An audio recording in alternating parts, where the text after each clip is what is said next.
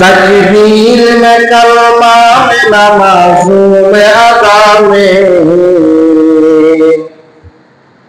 तकबीर में कलमा में नमाज़ों में अदा में, आईना में इलाही से मिला नाम मोहम्मद, आईना में इलाही से मिला नाम मोहम्मद। महबूब क्या सल्ली अला नाम मोहम्मद, महबूब क्या सल्ली अला नाम मोहम्मद।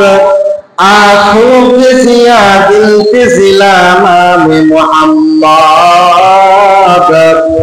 आँखों के सिया दिल के सिला नाम मोहम्मद। हाय नीम में महबूब या मतलब का इशारा, हाय नीम में महबूब या मतलब का इशारा, फिर क्यों नहीं महबूब खुदा नाम मोहम्मद, फिर क्यों नहीं महबूब खुदा नाम मोहम्मद। मुअज़्ज़ज़ मुकर्रम काबिल एहतराम জাতির মাথার মুকুট ওয়ারাসাতুল আম্বিয়া আমাদের প্রিয় মুরব্বী হযরত মাওলানা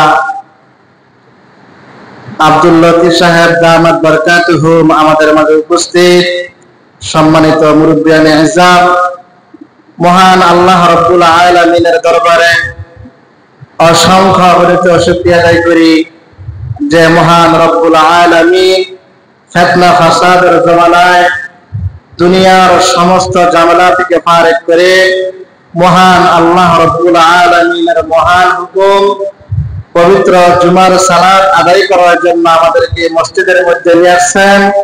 ইতিমধ্যে কিছু দ্বীনি কথাবার্তা বলার এবং শোনার তৌফিক দিয়েছেন। এই জন্য মহান রব্বে কারীমের দরবারে অন্তর থেকে শুকরিয়া আদায় করি আলহামদুলিল্লাহ। মুহতারাম হাজিরিন, এই রবিউল আউয়াল মাস অনেক গুরুত্বপূর্ণ একটি মাস।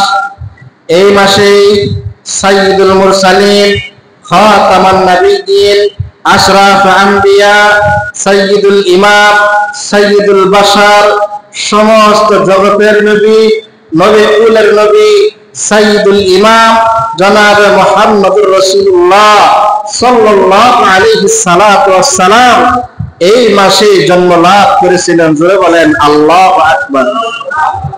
আল্লাহ রাব্বুল আলামিনের ডাকে সাড়া দিয়ে আল্লাহ তাআলার মহান হুকুমে উনি আবার আল্লাহ তাআলার ডাকে সাড়া দিয়ে দুনিয়ার মায়া ত্যাগ করে উনিও পরকালে এই মাসেই পরকালে গমন করছেন।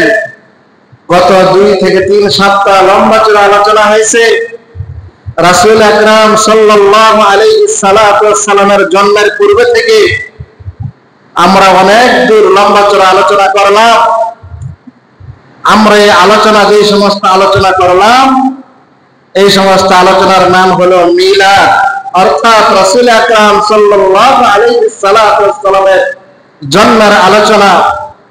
আমি গত সপ্তাহে বলেছিলাম রাসূল আকরাম সাল্লাল্লাহু আলাইহি সাল্লাতু ওয়াস সালাম দুনিয়ার জীবনে 63 বছর হায়াত পাইছিলেন। 63 বছর হায়াতের মধ্যে 2 ভাগে আমরা ভাগ করি। জন্ম থেকে 40 বছর পর্যন্ত যে সময়টা, এই সময়টাকে বলা হয় মিলাদুন নবী। আর 40 বছর থেকে বাকি 23 বছর 63 বছর পর্যন্ত যে সময়টা, এই সময়টাকে বলা হয় সিরাতুন নবী। সিরাতুন নবী পালন করার বিষয় আর মিলাদুন নবী আলোচনা করার বিষয়। মিলাদুন নবী পালন করার বিষয় না, মিলাদুন নবী আলোচনা করার বিষয়, আর সিরাতুন নবী হলো পালন করার বিষয়। মুহতারাম হাজিরিন, আমি আপনাদের সামনে এই বিষয়ে অনেক লম্বা চূড়া আলোচনা করেছি। রাসূল আকরাম সাল্লাল্লাহু আলাইহি সাল্লাতু ওয়াস সালামের দাদা আব্দুল মুত্তালিব ইন্তেকালের পরে ওনার চাচার কাছে লালিত পালিত হয়। ওয়াজ মনে আছে না আপনাদের? ওনার চাচা কাছে উনি লালিত পালিত হইতে লাগলেন। ওনার চাচা নিজের জান প্রাণ দিয়া ওনাকে মহব্বত করতেন, ওনাকে আগলে রাখতেন। ওনার চাচার বন্ধু বান্ধব এরকম তারা আবু তালেবকে বলল, তোমার ভাতিজা আমাদের মূর্তির বিরুদ্ধে কথা বলে, আমাদের পাথরের বিরুদ্ধে কথা বলে, আমাদের পূজার বিরুদ্ধে কথা বলে, আমাদের উপাসনার বিরুদ্ধে কথা বলে। সুতরাং তুমি তোমার ভাতিজাকে থামাও, যদি না থামাও তাহলে তোমার সাথে আমরা যুদ্ধ ঘোষণা করব। মুহতারাম হাজিরিন, আল্লাহর রাসূল সাল্লাল্লাহু আলাইহি সাল্লামের চাচা আল্লাহর রাসূলকে অনেক ভালোবাসতেন, অনেক মহব্বত করতেন। গভীর রাতে ভাতিজার কাছে গেছেন, ভাতিজা তুমি কি কার্যক্রম শুরু করছো? তুমি আমাদের মূর্তির বিরুদ্ধে কথা বলো, তুমি আমাদের প্রভুর বিরুদ্ধে কথা বলো, তুমি আমাদের উপাসনাদের বিরুদ্ধে কথা বলো, তুমি এই কাজ বন্ধ করো।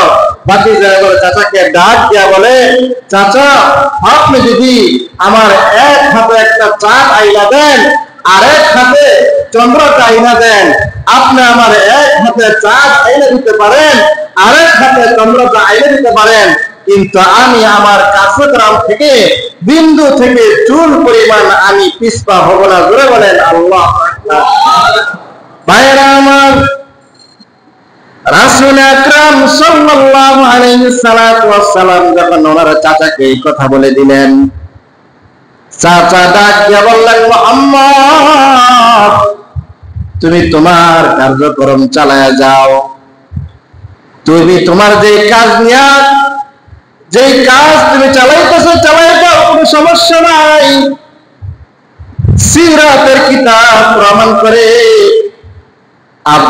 আবু তালেব যখন আল্লাহর রাসূলকে এই কথা বলার পরে আবু তালেব জীবিত থাকা অবস্থায় কোনদিন মুহাম্মাদের উপরে একটা ফুলের দাসও করে নাই। জোরে বলেন সুবহানাল্লাহ।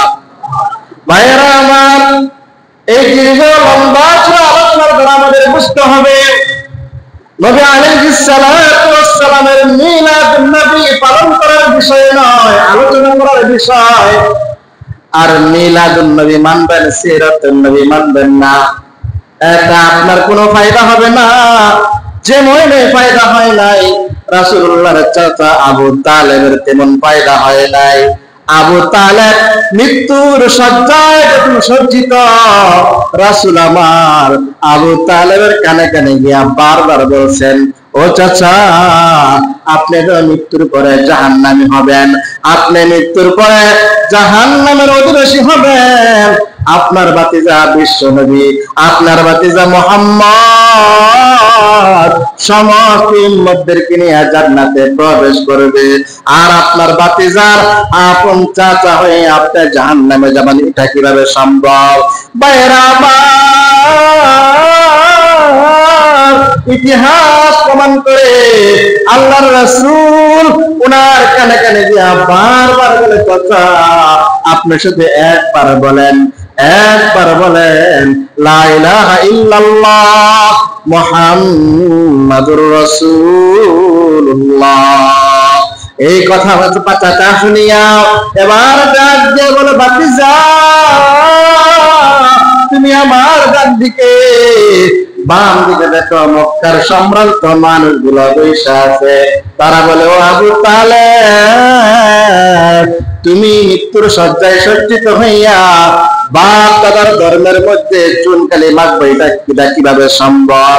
বারবার যখন তাশকিল করতেছে, এমন সময় আমার আল্লাহ রাব্বুল আলামিন পবিত্র কোরআনে কারীমের আয়াত নাযিল করে দেয়, ইন্নাকা লা তাহদি মান আহবাবতা ওয়ালাকিন্নাল্লাহা ইয়াহদি মান ইয়াশা। বলেন আল্লাহু আকবার। হে আমার হাবিব, আপনি যাকে ইচ্ছা তাকে হেদায়েত দিতে পারেন না, হেদায়েতের মালিক হলাম আমি আল্লাহ। জোরে বলেন আল্লাহু আকবার।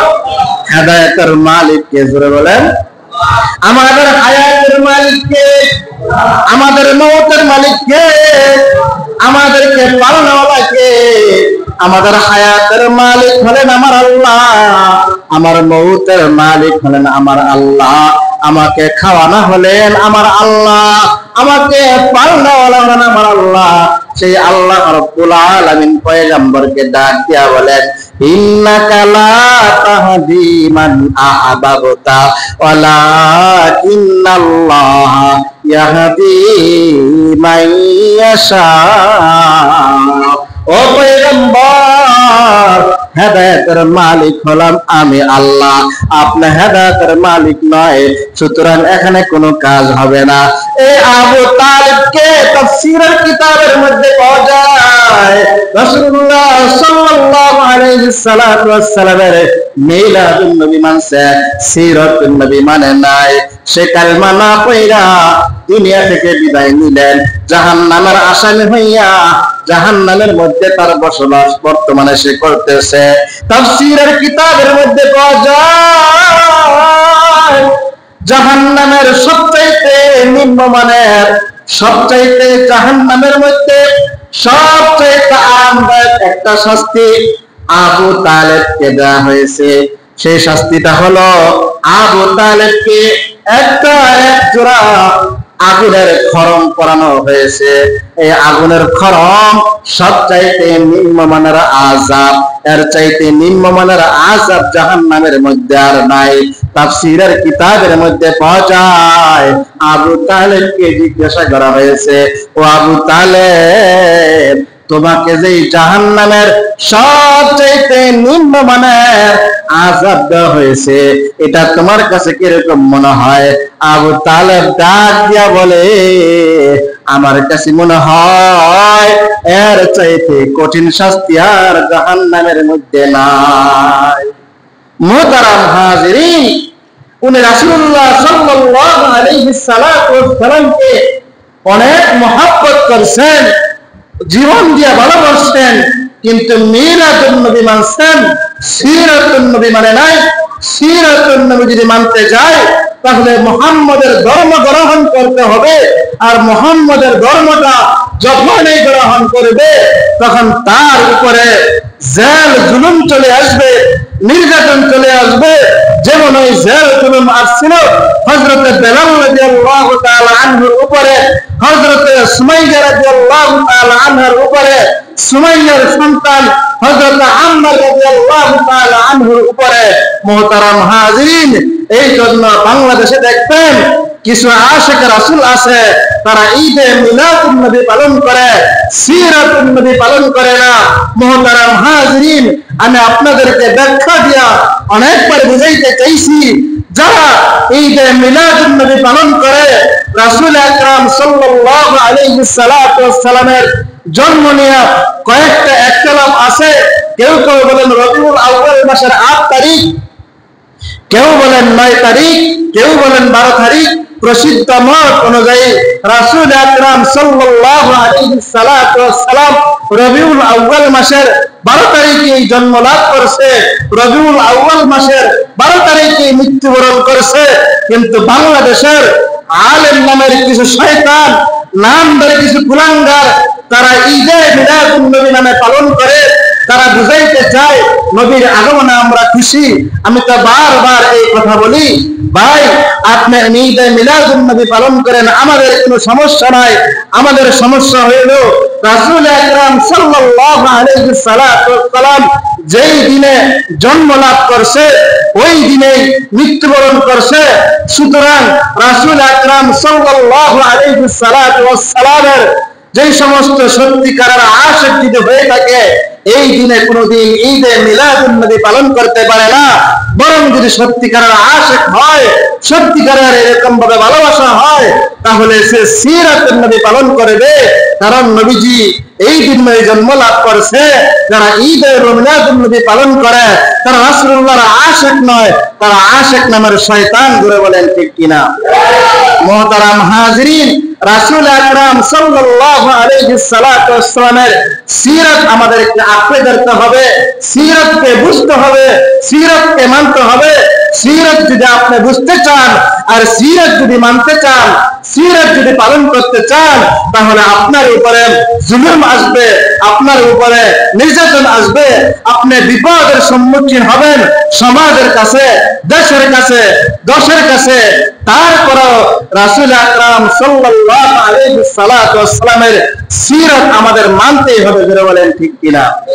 ভাইরা আমার, রাসূল আকরাম সাল্লাল্লাহু আলাইহি ওয়াসাল্লাম বুঝমান হওয়ার পর থেকে বয়স 40-48 বছর পর্যন্ত মক্কার মধ্যে এমন একজন মানুষ ছিল, যে মানুষটা কোনোদিন মিথ্যা কথা বলে নাই, কোনোদিন কারোর সাথে কোনো ঝগড়া করে নাই। ব্যবসার হালাত এমন ছিল, পয়গম্বর আলাইহিস সালাতু ওয়াস সালাম নিজে যখন ব্যবসা করতেন, ওনার ব্যবসার মধ্যে প্রচুর লাভ হইতো। সবাই ওনার কাছ থেকে ওনার সততার কারণে মালপত্র তৎকালীন সময়ে নিতেন। রাসূল আকরাম সাল্লাল্লাহু আলাইহি ওয়াসাল্লাম মক্কার জমিনে বসবাসরত অবস্থায় উনি এমন হালতে বসে গেছে, মক্কার মানুষ আর মুহাম্মদ বলে ডাক দেয় না, মক্কার মানুষ ডাক দেয় আল আমিন আস-সাদিক। জোরে বলেন সুবহানাল্লাহ। আইমামুল আউয়ালিন আল আখিরিন, আইমামুল আউয়ালিন আল আখিরিন, বাহার সাদকা রাহমাতাল লিল আলামিন, সাইয়্যিদুল কওম নাইনে খাতামুল মুরসালিন, আখিরা মুদবুদে ফখরুল আউয়ালিন, শুধু ওজুদাস রাহমাতাল লিল আলামিন, মসজিদে ও শুধু হামার এ জমিনে। বাইরামা মক্কার জমিনে আল্লাহর পয়গম্বর আল আমিন আস-সাদিক উপাধি লাভ করে। জিন্দেগিতে কোনোদিন কারোর সাথে তর্ক করে নাই, কোনোদিন কারো কাছে মিথ্যা কথা বলে নাই, অন্যের হক মারে নাই, অন্যের হকের কাছে দাঁড়াও যায় নাই। যেমনি আল্লাহ রাব্বুল আলামিন পয়গম্বরকে হুকুম করলেন, ও পয়গম্বর তুমি আস্তে আস্তে দাওয়াতের কাজ শুরু করো। সর্বপ্রথম আল্লাহ পয়গম্বরের দাওয়াত গ্রহণ করেছেন আম্মাজান খাদিজা রাদিয়াল্লাহু তাআলা আনহা। উনি প্রথম ইসলাম ধর্ম গ্রহণ করলেন, দ্বিতীয় ধর্ম গ্রহণ করলেন রাসূল আকরাম সাল্লাল্লাহু আলাইহি ওয়াসাল্লামের চাচাতো ভাই হযরত আলী কাররামাল্লাহ। 10 বছর বয়সে তিনি ইসলাম গ্রহণ করেন। তৃতীয় দফায় আল্লাহর পয়গম্বরের বন্ধুবর, যার সাথে জীবনভর চলাফেরা করছেন, হযরত আবু বকর সিদ্দিক রাদিয়াল্লাহু তাআলা আনহু।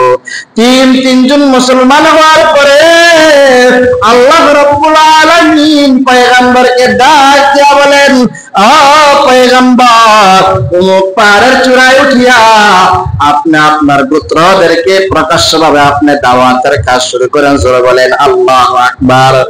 আল্লাহর পয়গম্বর পাহাড়ের চূড়ায় দাঁড়াইয়া বিভিন্ন গোত্রদেরকে নাম ধরে ধরে ডাকতেছে। সবাই যখন একত্রিত হইলেন, আল্লাহর পয়গম্বর এবার ওই সমস্ত মক্কার মানুষদেরকে বলতেছেন, আমি যদি আপনাদেরকে একটা সংবাদ দেই, আপনারা কি আমার সেই সংবাদটা বিশ্বাস করবেননি? সবাই তাহলে তাল মিলিয়ে সুরে সুর মিলিয়ে বলে, হা হা, তুমি তো কোনোদিন মিথ্যা কথা বলো নাই, তুমি কোনোদিন ওয়াদা ভঙ্গ করো নাই, তোমার কথাকে আমরা বিশ্বাস করব, অবশ্যই অবশ্যই আমরা তোমাদের কথা বিশ্বাস করব। আল্লাহর পয়গম্বর ডাক দিয়া বলেন, এই মুহূর্তে লা ইলাহা ইল্লাল্লাহ, এক আল্লাহকে স্বীকার করে নেন, আর আমি মুহাম্মদকে রাসূল হিসেবে স্বীকার করে নেন। যদি স্বীকার করে নেন তবে তো ভালো, যদি স্বীকার না করেন তাহলে পাহাড়ের পিছন থেকে আযাব আসতেছে। জোরে বলেন আল্লাহু আকবার। ভাইরা আমার, এই কথা শুনিয়া সবার মাথা গরম হয়ে গেছে, কারণ মসজিদের ইমাম সাহেব তো ভালোই থাকে। যখন সবার সাথে তাল মিলিয়ে চলতে থাকে, মসজিদের ইমাম সাহেব অনেক ভালো, যখনই উনি এরকম সুদের বিরুদ্ধে কথা বলে, গীবতের বিরুদ্ধে কথা বলে, হারামের বিরুদ্ধে কথা বলে, গান বাজনার বিরুদ্ধে কথা বলে, হককে হক বলে, বাতিলকে বাতিল বলে, সাদাকে সাদা বলে, কালাকে কালা বলে, তখন এই ইমাম সাহেব আর ভালো লাগে না। ধরে বলেন ঠিক কিনা? ইমাম সাহেবকে ভালোই লাগে যখনই দেখা যায় ইমাম সাহেব সুদের বিরুদ্ধে কথা বলে, বাতিলের বিরুদ্ধে কথা বলে, গানের বিরুদ্ধে কথা বলে, মাজারের বিরুদ্ধে কথা বলে, তখনই দেখা যায় ইমাম সাহেব আর ভালোর জায়গায় ভালো থাকে না। এটা নবী রাসূল নবী আলাইহিস সালাতু ওয়াস সালাম দীর্ঘ 40 বছর পর্যন্ত মক্কার মানুষের কাছে আল আমিন ছিল, as-সাদিক ছিল। মানুষ তাকে দেখলে সম্মান করত, শ্রদ্ধা করত। যখনই পয়গম্বর আলাইহিস সালাতু ওয়াস সালাম মহান আল্লাহ রাব্বুল আলামিনের হুকুমে এরকম ভাবে পাহাড়ের চূড়ায় দাঁড়াইয়া তার আত্মীয় স্বজন, বন্ধু বান্ধব, এলাকার মানুষদেরকে, বিভিন্ন গোত্রের লোকদেরকে এক আল্লাহকে চিনার জন্য, এক রবকে চিনার জন্য, এক আল্লাহকে স্বীকার করার জন্য আহ্বান করলেন, তখন রাসূলুল্লাহর আপন চাচা বলে, তাব্বাল্লাকা আলিহাযা জামাআতানা, হে মুহাম্মদ তুমি ধ্বংস হয়ে যাও, এই জন্যই কি তুমি আমাদেরকে একত্রিত করছো? জোরে বলেন নাউযুবিল্লাহ।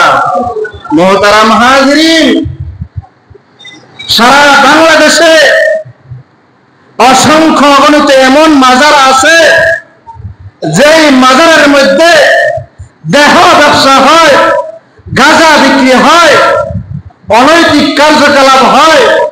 মুহতারাম হাজিরিন, আমরা অনেকেই বলি মাজার ভাঙ্গা কি জায়েজ আছেনি? মাজার ভাঙ্গা কি ইসলামী শরীয়ত অনুমতি দিছেনি? মাজার ভাঙ্গা তো পরে। আমি আপনাদের কাছে প্রশ্ন, আমার এই বয়ানটা সারা বিশ্বে যাবে। মাজার ভাঙ্গা তো এটা পরের বিষয়, আগে মাজার তৈরি করা এটা কি ইসলাম অনুমতি দিছেন? মাজার ভাঙবো তো পরে, মাজার কবর পাকা করা অনুমতি কি ইসলাম দিছেন? আগে আপনারা এই প্রশ্নের উত্তর নিয়ে পরে মাজার ভাঙতে যাই। মাজার ভাঙবো তো আমরা পরে, মাজার গড়া, মাজার তোলা অনুমতি কি শরীয়ত দিছে? মুহতারাম হাজিরিন, এই বিষয়ে লম্বা চড়া আলোচনা বুঝাইতে চাইলাম। রাসূল আকরাম সাল্লাল্লাহু আলাইহি সাল্লাতু ওয়াস সালাম দীর্ঘ 40 বছর পর্যন্ত যে মানুষটা এরকম ভাবে ভালো মানুষ ছিল, আল আমিন ছিল, as-সাদিক ছিল, সত্যবাদী ছিল, বিশ্বস্ত ছিল, যখন এই মানুষটা এক আল্লাহর কথা বলে, এক আল্লাহর কথা বলে, তখন এই বলে, তাব্বাল্লাকা আলিহাযা জামাআতানা, এ মুহাম্মদ তুই ধ্বংস হয়ে যা, তুই কি এই জন্যই আমাদেরকে একত্রিত করছস? মুহতারাম হাজিরিন, আল্লাহ রাব্বুল আলামিন বলেন, তোমরা আমাকে গালি দাও, আমি রবকে গালি দাও, আমি রবের সাথে খারাপ ব্যবহার করো, আমি রবের নাশুকরিয়া আদায় করো, আমি রবের নাফরমানি করো, আমি তোমাদেরকে মাফ করে দিব। কিন্তু যারা আমার হাবিবের সাথে বেয়াদবি করবে, আমার হাবিবের ওয়ারিসদের সাথে বেয়াদবি করবে, তাদেরকে আমি কোনোদিন মাফ, জলে বলেন। এই জন্য সাথে সাথে আল্লাহ রাব্বুল আলামিন সূরাতুল লাহব নাযিল করে দিয়েছেন, তাব্বাত ইয়াদা আবি লাহাব ওয়া তাব মা আগনা আনহু মালুহু ওয়া মা কাসাব। এই সূরার মধ্যে আছে, হে আবু লাহাব, তুমি আমার মুহাম্মদকে বলো ধ্বংস হয়ে যাইতে, আমি আজকে তোমাকে ধ্বংস করে দিলাম। জোরে বলেন না আল্লাহু আকবার। মুহতারাম হাজিরিন, আবু লাহাব এমন ভাবে মৃত্যুবরণ করেছে, সারা দুনিয়া ইতিহাস হয়ে গেছে। ওনার লাশের কাছে কেউ যায় নাই, দুর্গন্ধে উনি দুর্গন্ধিত হয়ে গেছে। পাথর নিক্ষেপ করতে করতে ওনাকে গর্তের মধ্যে ফেলানো হয়েছে। এর ফল একমাত্র নবী আলাইহিস সালাতু ওয়াস সালামের সাথে বেয়াদবি করার কারণে। জোরে বলেন ঠিক কিনা? মুহতারাম হাজিরিন, আমি আপনাদেরকে বলি, দীর্ঘ 16 বছর পর্যন্ত যে সমস্ত আলেম ওলামারা নির্যাতিত, নিপীড়িত ছিল, অন্যায়ভাবে জেল জুলুম খাটছে, এটা কি সারা দুনিয়ার মানুষ দেখছেনি? জোরে বলেন।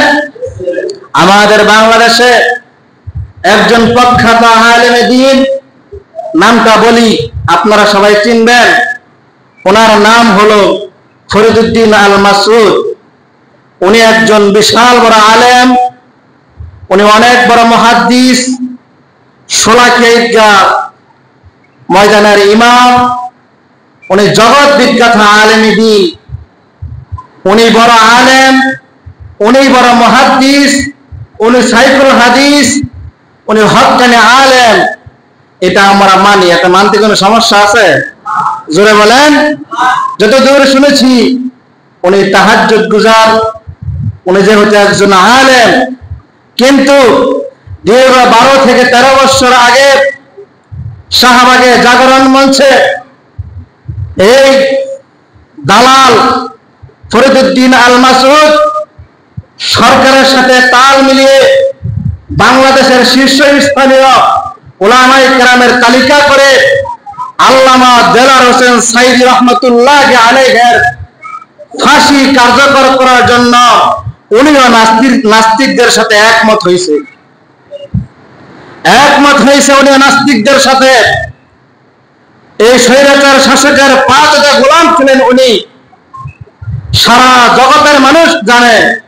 মুহতারাম হাজিরিন, বর্তমান যে সরকার আছে তাদের পক্ষ থেকে যখন বলা হলো ফরিদউদ্দিন আল মাসউদকে আইনের আওতায় এনে তার প্রাপ্য তাকে বুঝিয়ে দেওয়া হবে, এমন এই মুহূর্তে চরমোনাই নায়েবে আমির উনি বলতেছেন ফরিদউদ্দিন আল মাসউদ উনি আমার বিয়াই হন, উনি একজন ভালো মানুষ, উনি একজন দিনদার মানুষ, বড় মুহাদ্দিস। আমরা ফরিদউদ্দিন আল মাসউদকে ব্যক্তিগতভাবে অন্তর থেকে ভালোবাসি। চরমোনাই শায়েখের জন্য জীবন দিতে আমরা প্রস্তুত। ওনাকে আমরা আমাদের জীবনের চাইতে বেশি ভালোবাসি। কিন্তু চরমোনাই শায়েখ নায়েবে আমিরুল মুজাহিদিন বলেছে ফরিদউদ্দিন আল মাসউদকে যদি মিথ্যা মামলা দিয়া গ্রেফতার করা হয়, যে থানার মধ্যে রাখা হবে ওই থানাও ঘেরাও করা হবে। সকলে বলেন আলহামদুলিল্লাহ। কারণ একজন আলেম আরেকজন আলেমের পক্ষ নিতেই পারে। জোরে বলেন ঠিক কিনা? আমরাও মিথ্যা মামলার বিরুদ্ধে, আমরাও চাই না মিথ্যা মামলা। মুহতারাম হাজিরিন, এই কয়েক মাস, 1 মাস হয় নাই, বাংলাদেশে হাজার যুবকের রক্তের ঘাম এখনো শুকায় নাই, গা শুকায় নাই, কারো চোখে দেখে না, হাত গেছে, পা গেছে, মৃত্যুর শয্যায় সজ্জিত স্বাধীনতার যে স্বাদ আমরা এখনো উপভোগ করতে পারি নাই। অনেক মা তো হসপিটালে এমন বলে আমার সন্তানের যে হালত, আমার সন্তানের একটা হাত